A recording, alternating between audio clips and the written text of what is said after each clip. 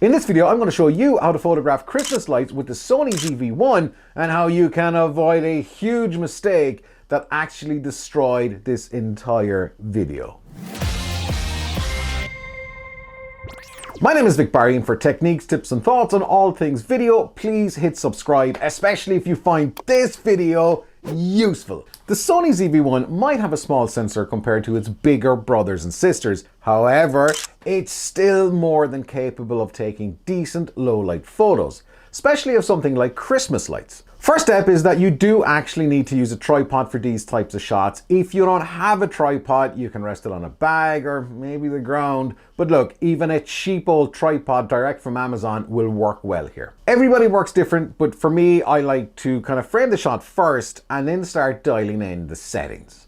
You really need to be in manual mode. I know people are freaking out, I don't want to go to manual mode. But look, so don't freak out. Manual mode is easy. I got you covered in this, okay? Keep the ISO as low as possible because you're going to get less noise. You can access this by pressing FN on the back of the camera. Now yours might be set up differently, but I have other videos that show you how to do this.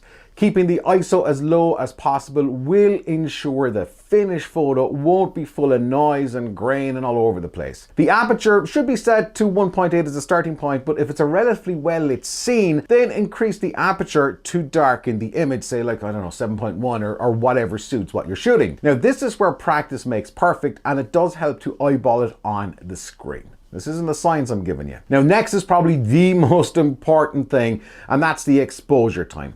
This is basically how long the sensor is open for. So the longer the sensor is open, the more light it sucks in. So this is kind of how you can get those light trails from cars and stuff. Now, again, it depends on the scenario, but in most of these kind of Christmas shots I shot with the Sony ZV-1, I found a 2 to 3 second exposure was plenty.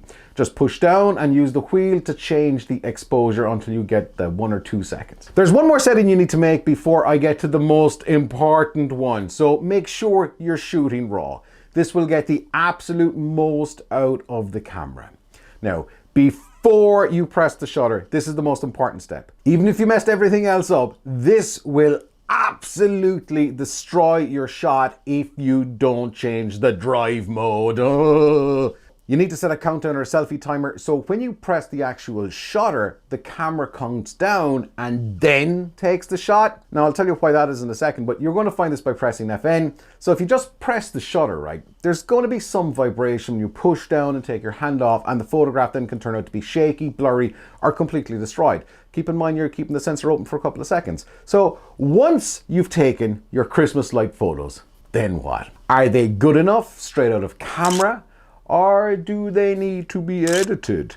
For me, I love editing. I genuinely love editing photos, and with a few simple drags of a slider in something like Lightroom, you can make a good photograph look even better. So start with something like the highlights and the shadows and the white balance, then take a look at vibrance and saturation. Keeping in mind, vibrance will mainly affect reds, greens and blues, while saturation will affect kind of everything. Finish off with a sprinkling of clarity and a dusting of dehaze. Frame it how you'd like it with the crop tool. Drag in some gradient filters and kind of create a purposely built vignette to help the eye lead into the picture what you want to focus on. And boom, epic Christmas photos from the tiny Sony ZV-1. And by the way, here's a super bonus tip. I never changed from NTSC to PAL on the region setting because of this. It completely destroyed this video. This thing was shot ages ago, out on the street, late at night. I had to reshoot the whole thing in the studio. I couldn't put you guys through that horrible light frequency banding thing. It just demolished the footage. So if you're out and about and you're shooting video, make sure if there's street lights around that you're in the right region.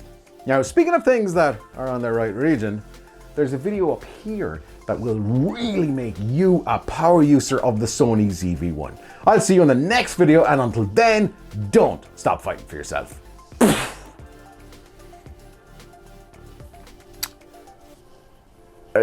I thought